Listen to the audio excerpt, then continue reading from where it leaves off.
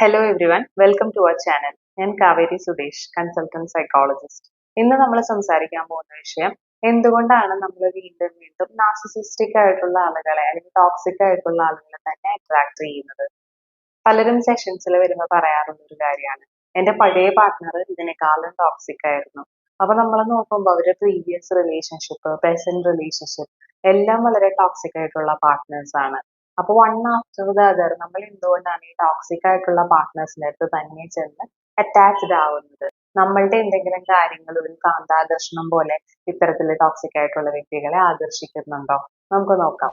നമ്മൾ ഈ അട്രാക്ഷന്റെ കാര്യം നോക്കുമ്പോൾ മനസ്സിലാവുന്നത് ഈ ടു സൈഡഡ് ആണ്. ഇതിൽ നാർസിസിസ്റ്റിക് ആയിട്ടുള്ള ആളുകൾ, നാർസിസിസ്റ്റ് ഒരു ആക്റ്റീവ് ടാർഗറ്റിംഗ് ചെയ്യുന്നുണ്ട്. അതായത് അവർക്ക് യൂസ് ചെയ്യാൻ പറ്റുന്ന, അവർക്ക് സപ്ലൈ കിട്ടുന്ന, വിക്ടിമായിട്ട് നിൽക്കാൻ പറ്റുന്ന ആളുകളെയാണ് അവർ കൃത്യമായിട്ട് ടാർഗറ്റ് ചെയ്യുന്നത്. അതുപോലെ തന്നെ നമ്മൾ കൊടുക്കുന്ന ചില സിഗ്നൽസ്, നമ്മൾ കാണിക്കുന്ന ചില സൈൻസ് നമ്മളെ ഈസിലി ടാർഗറ്റ് ചെയ്യാൻ പറ്റുന്ന ഒരു വിക്ടിമാക്കിയും മാറ്റുന്നുണ്ട്. അപ്പൊ ഇത് ടു സൈഡഡ് ആണ്. അവർ ആക്റ്റീവ്ലി അവർക്ക് വേണ്ട വിക്ടിം ആരാണോ അവരെ ടാർഗറ്റ് ചെയ്യുന്നുണ്ട്, നമ്മൾ അവരെ ആഗ്രഹിക്കുന്ന ക്വാളിറ്റീസ് അറിഞ്ഞോ അറിയാതെയോ അവർക്ക് കൊടുക്കുന്നുണ്ട്. അപ്പൊ നമുക്കത് എന്തൊക്കെയാണെന്ന് നോക്കിയാലോ. നമ്മുടെ എന്തൊക്കെ വൾണറബിലിറ്റീസ് ആണ് ഒരു നാർസിസിസ്റ്റിലേക്ക് നമ്മളെ അട്രാക്ട് ചെയ്യിപ്പിക്കുന്നത്? ഇതിൽ ഒന്നാമത്തെ കാര്യം ആങ്ഷ്യസ് ഓർ ഇൻസെക്യൂർ അറ്റാച്ച്മെന്റ്. അതായത് നമുക്കൊരു ആങ്ഷ്യസ് അല്ലെങ്കിൽ ഒരു ഇൻസെക്യൂർ അറ്റാച്ച്മെന്റ് സ്റ്റൈൽ ആണെന്ന് ഇരിക്കട്ടെ. അറ്റാച്ച്മെന്റ് സ്റ്റൈൽസ് എന്ന് പറയുന്നത് 4 ഡിഫറെന്റ് ടൈപ്സ് ഉണ്ട്. അതിന്റെ ടൈപ്സിലേക്കും ഡീറ്റെയിൽസിലേക്കും ഒന്നും ഞാൻ കടക്കുന്നില്ല. പക്ഷെ ഇവിടെ ഞാൻ ആങ്ഷ്യസ് അറ്റാച്ച്മെന്റ് സ്റ്റൈൽ എന്നുള്ള ഒരു എക്സാമ്പിൾ എടുത്തിട്ട് പറയും. ഇപ്പൊ നമ്മുടേത് ഒരു ആങ്ഷ്യസ് അറ്റാച്ച്മെന്റ് സ്റ്റൈൽ ആണെങ്കിൽ നമ്മളൊരു കണക്ഷന് വേണ്ടിയിട്ട് ക്രേവ് ചെയ്യുന്ന ഒരാളാണ്. ഒരുപക്ഷെ റിലേഷൻഷിപ്പിൽ ഒരു ക്ലിംഗി നേച്ചർ ഒക്കെ കാണിക്കുന്ന ഒരാളായിരിക്കും. അതേസമയം തന്നെ നമ്മുടെ പാർട്ട്ണർ നമ്മളെ വിട്ടു പോകുമോ എന്നുള്ളൊരു ഫിയർ ഓഫ് അബാൻഡൻമെന്റ് അതും നമുക്കുണ്ടായിരിക്കും. ഇത് നാർസിസിസ്റ്റിക് ആയിട്ടുള്ള ആളുകൾക്ക് വളരെയധികം യൂട്ടിലൈസ് ചെയ്യാൻ പറ്റുന്ന ഒരു കാര്യമാണ്. കാരണം ഇനീഷ്യൽ സ്റ്റേജസിൽ അവർ ഈ ലവ് ബോംബിംഗ് ഒക്കെ ചെയ്യുന്ന സ്റ്റേജിൽ വന്നിട്ട് നമ്മൾ ക്രേവ് ചെയ്യുന്ന ആ ഒരു അറ്റൻഷനും കണക്ഷനും നമുക്ക് വേണ്ടിയിട്ട് എപ്പോഴും അവൈലബിൾ ആകുന്നതും ഒക്കെ അവർക്ക് ചെയ്യാൻ സാധിക്കും. അപ്പൊ കുറച്ച് കഴിയുമ്പോൾ റിലേഷൻഷിപ്പ് പ്രോഗ്രസ് ചെയ്യുമ്പോൾ നേരത്തെ തന്നിരുന്ന പോലെ എപ്പോഴും അവരൊരു അറ്റൻഷനും അവർ നമുക്ക് വേണ്ടി അവൈലബിൾ ആകുന്നതും ഒന്നുമില്ല. പിന്നീട് ഒരു ഓൺ ആൻഡ് ഓഫ് പാറ്റേൺ ആയിട്ട് മാറും. നമ്മൾ അങ്ങോട്ട് ടെക്സ്റ്റ് ചെയ്താലും അവര് പ്രോപ്പർ ആയിട്ട് ഒരു റിപ്ലൈ ഒന്നും തരുന്നില്ല. നമ്മളാണെങ്കിലും അവരുടെ ഒരു ടെക്സ്റ്റ് വരുന്നത് കാത്തു നിന്ന് അപ്പൊ റിപ്ലൈ കൊടുക്കുന്ന ഒരു നേച്ചർ ആയിരിക്കും. അപ്പൊ നമുക്ക് ഇനിഷ്യലി കിട്ടിക്കൊണ്ടിരുന്ന ഈ ഒരു അറ്റൻഷനും കണക്ഷനും കിട്ടാതെ വരുമ്പോഴേക്കും നമുക്ക് ഓൾറെഡി ഒരു ഫിയർ ഓഫ് അബാൻഡൻമെന്റ് ഉണ്ട്. അപ്പൊ ഇവര് വിട്ടു പോകുമോ എന്നുള്ളൊരു ഭയം വരും. ഇവര് വിട്ടു പോകാതിരിക്കാൻ വേണ്ടിയിട്ടുള്ള എഫേർട്സ് ഒക്കെ നമ്മൾ ഇടുന്നുണ്ടായിരിക്കും. അപ്പൊ നമ്മളുടെ ഈ ഒരു ആൻഷ്യസ് അറ്റാച്ച്മെന്റ് സ്റ്റൈൽ അവർക്ക് പരമാവധി യൂട്ടിലൈസ് ചെയ്യാൻ സാധിക്കും. ഇനി രണ്ടാമത്തെ റീസൺ ആണ് low or conditional self esteem. അതായത് മറ്റുള്ളവരെ നമ്മൾ വാലിഡേറ്റ് ചെയ്യുമ്പോൾ അല്ലെങ്കിൽ അവർക്ക് നമ്മൾ വാല്യൂബിൾ ആണ് എന്നുള്ള രീതിയിൽ അവരെ നമ്മുടെ അടുത്ത് ഇന്ററാക്ട് ചെയ്യുമ്പോൾ മാത്രമാണ് നമുക്ക് നമ്മൾ വർത്തി ആണ് എന്നൊരു ഫീലിംഗ് ഉണ്ടാവുന്നത്. അപ്പൊ നമ്മുടെ സെൽഫ് എസ്റ്റീം എന്നുള്ളത് ഒരു എക്സ്റ്റേണൽ വാലിഡേഷനുമായിട്ട് ടൈപ്പ് ആയി കിടക്കുകയാണ്. അപ്പൊ ഇത് ഇനിഷ്യൽ സ്റ്റേജസിലെ നാർസിസ്റ്റുകൾക്ക് ഒരുപാട് വാലിഡേഷൻ തരാൻ കഴിയും. നമ്മൾ ആഗ്രഹിക്കുന്ന രീതിയിലുള്ള പ്രൈസ് തരാൻ കഴിയും. നമ്മൾ വളരെ വാല്യൂബിൾ ആയിട്ടുള്ള ഒരു പേഴ്സൺ ആണ്, യു ആർ ബീങ് വാല്യൂഡ് എന്നുള്ളൊരു ഫീലിംഗ് നമുക്ക് തരാൻ കഴിയും. പക്ഷെ പിന്നീട് നമ്മൾ ഇത് ചേസ് ചെയ്യുന്ന രീതിയിൽ നമ്മളെ അവരുടെ പുറകെ നിർത്താനും അവർക്ക് സാധിക്കും. അപ്പൊ നമുക്കൊരു ഹെൽത്തി സെൽഫ് എസ്റ്റീം ഇല്ല. അവര് നമ്മളെ എത്രത്തോളം വാലിഡേറ്റ് ചെയ്യുന്നു, അതുപോലെ അവര് നമ്മളെ എത്രത്തോളം വാല്യൂബിൾ ആയിട്ട് കാണുന്നു, അതിലാണ് നമ്മുടെ സെൽഫ് വർത്ത് കിടക്കുന്നതെങ്കിൽ അത് നാർസിസ്റ്റുകൾക്ക് യൂട്ടിലൈസ് ചെയ്യാൻ പറ്റുന്ന ഒരു കാര്യമാണ്. മൂന്നാമത്തത് high empathy and people pleasing. അതായത് നിങ്ങൾ വളരെ എംപത്തറ്റിക് ആയിട്ടുള്ള ഒരാളാണ്. നിങ്ങളുടെ മുമ്പിലിരിക്കുന്ന ആളുടെ ഇമോഷൻ പെട്ടെന്ന് ചേഞ്ച് ആയിട്ട് തന്നെ, അയ്യോ നിങ്ങൾക്ക് സങ്കടമായോ, പെട്ടെന്ന് നമ്മളത് ശ്രദ്ധിച്ച് നമ്മൾ അവരെ ആശ്വസിപ്പിക്കാൻ നമ്മുടെ ബിഹേവിയർ അപ്പൊ തന്നെ ചേഞ്ച് ചെയ്യുന്ന ഒരാളാണെങ്കിൽ, അതുപോലെ നമ്മളെപ്പോഴും മറ്റുള്ള ആളുകൾക്ക് പ്രയോറിറ്റി കൊടുക്കുന്ന ഒരാളാണെന്നുണ്ടെങ്കിൽ നാർസിസ്റ്റുകൾ ആഗ്രഹിക്കുന്നതും ഇത് തന്നെയാണ്. അപ്പൊ ഒരു കോൺസ്റ്റന്റ് സപ്ലൈ വേണ്ട ഒരാളെ സംബന്ധിച്ചിടത്തോളം ഇത്തരത്തിലൊരു കെയർ ഗിവർ റോളിൽ നിൽക്കുന്ന ഒരാളെ, അല്ലെങ്കിൽ അയാൾക്ക് വേണ്ടി സാക്രിഫൈസ് ചെയ്യുന്ന ഒരു പീപ്പിൾ പ്ലീസർ ആയിട്ട് നിൽക്കുന്ന ആളെന്ന് പറയുമ്പോൾ അയാളുടെ ഒരു ഐഡിയൽ ടാർഗറ്റ് ആയിരിക്കും. ഇതിന്റെ കൂട്ടത്തിൽ ഞാൻ ഒരു കാര്യം കൂടി ഒന്ന് പോയിന്റ് ഔട്ട് ചെയ്യാണ്. നമ്മളൊരു പീപ്പിൾ പ്ലീസർ എന്ന് പറഞ്ഞു കഴിഞ്ഞാൽ ഇടയ്ക്കൊക്കെ പീപ്പിൾ പ്ലീസിങ് ബിഹേവിയർ കാണിക്കുന്നവരെ നമുക്ക് പീപ്പിൾ പ്ലീസർ എന്ന് വിളിക്കാൻ പറ്റില്ല കേട്ടോ. എന്നോട് പലരും തെറ്റിദ്ധരിച്ച് പറയുന്ന ഒരു കാര്യമാണ്, ഞാൻ പീപ്പിൾ പ്ലീസർ ആണ് എന്ന് പലരും പറയാറുണ്ട്. പക്ഷെ ഞാൻ ഇവാലുവേറ്റ് ചെയ്യുമ്പോൾ അവരൊരു പീപ്പിൾ പ്ലീസർ ആണെന്നൊന്നും എനിക്ക് പലരുടെ കാര്യത്തിലും തോന്നിയിട്ടില്ല. നമുക്ക് ഒരു സൊസൈറ്റിയിൽ ജീവിക്കുമ്പോൾ ചില സിറ്റുവേഷനിൽ പീപ്പിൾ പ്ലീസിങ് ബിഹേവിയേഴ്സ് കാണിക്കേണ്ടി വരും. പക്ഷെ അത് എല്ലായ്പ്പോഴും നമ്മൾ മറ്റുള്ളവർക്ക് വേണ്ടി നമ്മുടെ നീഡ്സ് മാറ്റി വെക്കുന്നു. എല്ലായ്പ്പോഴും മറ്റുള്ളവരെ പ്ലീസ് ചെയ്ത് തന്നെ നമ്മൾ മുന്നോട്ട് പോകുന്നു. അങ്ങനെ വരുമ്പോഴാണ് നമ്മൾ ഒരു പീപ്പിൾ പ്ലീസർ ആവുന്നത്. അല്ലാതെ ചില സിറ്റുവേഷനിൽ പീപ്പിൾ പ്ലീസിങ് ബിഹേവിയർ കാണിക്കുന്നത് കൊണ്ട് നമ്മൾ പീപ്പിൾ പ്ലീസർ ആകില്ല. അതെന്തായാലും നമുക്ക് ആവശ്യമുള്ള ഒരു സ്കില്ലുമാണ്. നമ്മളൊരു സൊസൈറ്റിയിൽ ജീവിക്കുമ്പോൾ ഒരിക്കലും ഒരു പ്ലീസിങ് ബിഹേവിയർ കാണിക്കാതെ ഒന്നും നമുക്ക് സർവൈവ് ചെയ്ത് മുന്നോട്ട് പോകാനായിട്ട് സാധിക്കില്ല.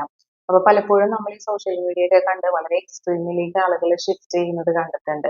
പീപ്പിൾ പ്ലീസർ ആണെന്ന് തെറ്റിദ്ധരിച്ച് ഒരു രീതിയിലുള്ള സാക്രിഫൈസസോ കോംപ്രമൈസസോ ഒന്നും ചെയ്യാണ്ട് നമ്മൾ മാത്രം എന്നുള്ള വളരെ സെൽഫ് സെൻറ്റേർഡ് ആയിട്ടുള്ള ആളുകളായിട്ട് മാറുന്നത് ഞാൻ കണ്ടിട്ടുണ്ട്. അങ്ങനെയല്ല, നമുക്ക് നമ്മുടെ കാര്യങ്ങൾ നമുക്ക് പ്രയോറിറ്റൈസ് ചെയ്യാൻ പറ്റണം. ചില സിറ്റുവേഷനിൽ മറ്റുള്ളവരെ പ്രയോറിറ്റൈസ് ചെയ്യാനും ചെറിയ ചെറിയ സാക്രിഫൈസസ് ചെയ്യാനും ഒക്കെ സാധിക്കണം. അങ്ങനെ ഒരു ബാലൻസ് ഉണ്ടായാൽ മതി. ഇതിനൊരു ബാലൻസ് ഇല്ലാണ്ട് വരുമ്പോഴാണ് അത് മാലഡാപ്റ്റീവ് ആവുന്നത്. ഇനി നാലാമത്തത് history of childhood emotional neglect or parentification. ഇതിൽ ഞാൻ സ്പെസിഫിക് ആയിട്ട് എടുത്ത് പറയാൻ ആഗ്രഹിക്കുന്നത് പാരന്റിഫിക്കേഷൻ ആണ്. ഇപ്പൊ ചെറുപ്പത്തിലെ തന്നെ നമുക്കൊരു കുട്ടി എന്നുള്ള രീതിയിൽ നമ്മുടെ വൾനറബിലിറ്റീസ് എക്സ്പ്രസ് ചെയ്യാനും നമ്മളായിട്ട് ഇരിക്കാനും ഒന്നും സാധിച്ചിട്ടില്ല.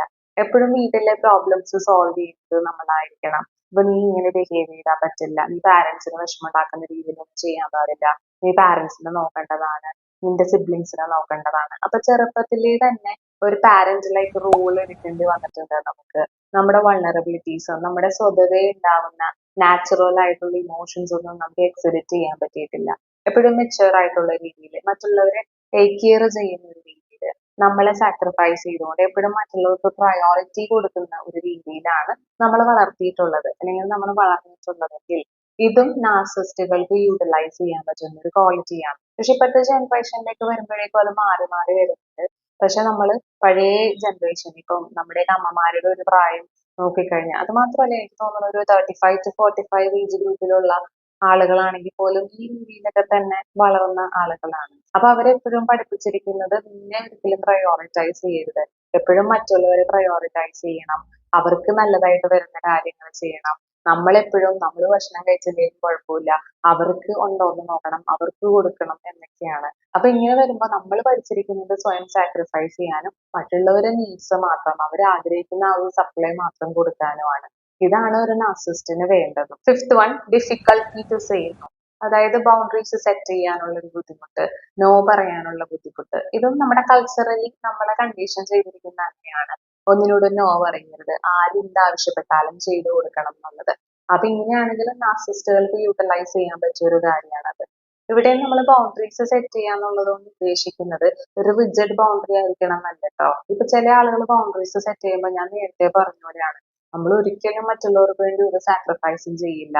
എപ്പോഴും എന്റെ കാര്യം, എന്റെ ബൗണ്ടറി, എന്ത് പറയുമ്പോഴും ബൗണ്ടറിയുടെ കാര്യം കമ്മ്യൂണിക്കേറ്റ് ചെയ്യും. അത് എന്റെ ബൗണ്ടറിയിൽ വരുന്നതാണ്, അത് ചെയ്യാൻ പറ്റില്ല എന്നൊക്കെ ഉള്ളത്. പക്ഷെ ബൗണ്ടറി എന്നുള്ളത് കൊണ്ട് ഉദ്ദേശിക്കുന്നത് നമ്മളൊരു ബോൾ ക്രിയേറ്റ് ചെയ്ത് ആരെയും ഇങ്ങോട്ട് കയറാൻ സമ്മതിക്കരുത്, ആര് വന്നാലും ഇടിച്ചു വീഴുന്ന രീതിയിലായി വളരെ സ്ട്രോങ് ആയിട്ട് നിൽക്കണം എന്നൊന്നും അല്ല. ഫ്ലെക്സിബിൾ ആവേണ്ട സിറ്റുവേഷനിൽ നമ്മൾ ഫ്ലെക്സിബിൾ ആവണം. നേരത്തെ ഒരു പീപ്പിൾ പ്ലീസറുടെ കാര്യം പറഞ്ഞ പോലെ തന്നെയാണ്.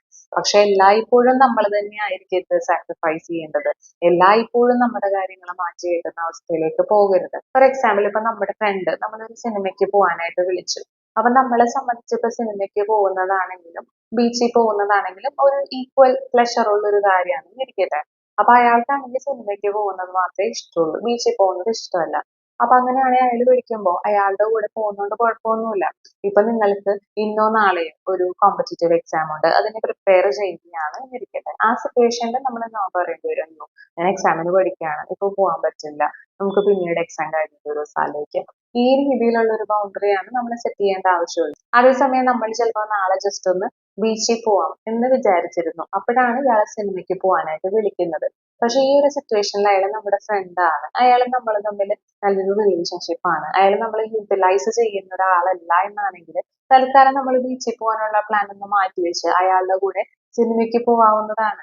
അതിൽ ഞാൻ സ്ട്രിക്റ്റ് ആയിട്ട് ഞാൻ ബീച്ചിൽ പോകാൻ പ്ലാൻ ചെയ്തു, ഞാൻ ഒരിക്കലും സിനിമയ്ക്ക് പോകില്ല, ഞാൻ ഭയങ്കര സ്ട്രോങ് ബൗണ്ടറീസ് ഉള്ള ആളാണെന്ന് കാണിക്കാൻ വേണ്ടി അങ്ങനെ ചെയ്യേണ്ട കാര്യമില്ല.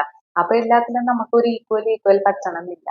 പക്ഷെ എല്ലായ്പ്പോഴും നിങ്ങൾ നിങ്ങളുടെ കാര്യങ്ങൾ സാക്രിഫൈസ് ചെയ്ത് പോകേണ്ടി വരുന്നു. അയാൾ അതിനെ മനസ്സിലാക്കി നിങ്ങളെ കൃത്യമായി യൂട്ടിലൈസും ചെയ്യുന്നു. ഇങ്ങനെ വരുമ്പോഴാണ് അതിലൊരു പ്രോബ്ലം ഉള്ളൂ.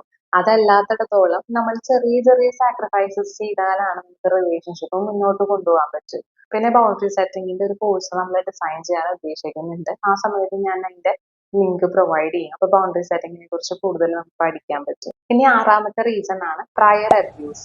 അതായത് നമ്മുടെ പാസ്റ്റ് റിലേഷൻഷിപ്പിൽ നിന്നിട്ട് അതല്ലെങ്കിൽ നമ്മുടെ ചൈൽഡ്ഹുഡ് മുതൽ നമ്മൾ വളർന്നിട്ടുള്ള എൻവയറമെന്റിൽ നിന്ന് നമുക്ക് അബ്യൂസ് ആണ് കിട്ടിയിട്ടുള്ളത്.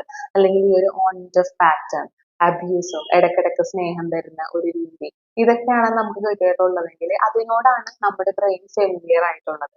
അപ്പൊ ഇതുപോലെ സിമിലർ ആയിട്ടുള്ള സാഹചര്യങ്ങൾ, സിമിലർ ആയിട്ട് നമ്മുടെ അടുത്ത് ബിഹേവ് ചെയ്യുന്ന വ്യക്തികൾ വരുമ്പോഴേക്കും നമ്മൾ പെട്ടെന്ന് ആ ഒരു ഫെമിലിയാരിറ്റി കാരണം അത് സേഫ് ആണെന്ന് വിചാരിക്കാൻ സാധ്യതയുണ്ട്. അങ്ങനെ നമ്മൾ അവരുടെ അടുത്ത് പോയി അറ്റാച്ച്ഡ് ആവും. ഓക്കെ, അപ്പൊ പ്രധാനപ്പെട്ട 6 ഫാക്ടേഴ്സ് ആണ് ഞാൻ ഡിസ്കസ് ചെയ്തത്. ഒന്ന് നമ്മുടെ ആങ്ഷ്യസ് അല്ലെങ്കിൽ insecure attachment style, 2 low or conditional self esteem, 3 high empathy or people pleasing, 4 parentification, 5 poor boundaries, 6 trauma bonding or prior abuse. ഇനി നമുക്കിത് എങ്ങനെ മറികടക്കാം എന്നുള്ള ചെറിയ ടിപ്സും കൂടി ഞാൻ പറയാം. First one, rebuild your self esteem. അതായത് നമുക്കൊരു ഹെൽത്തി സെൽഫ് എസ്റ്റീം ഇല്ലാത്തതുകൊണ്ടാണ്, അല്ലെങ്കിൽ നമ്മുടെ സെൽഫ് എസ്റ്റീം എന്നുള്ളത് എക്സ്റ്റേണൽ വാലിഡേഷനോട് ടൈ അപ്പ് ആയി കിടക്കുന്നത് കൊണ്ടാണ് നമ്മൾ അത്തരം കാര്യങ്ങൾ കിട്ടുമ്പോഴേക്കും അതിലേക്ക് പോകുന്നത്.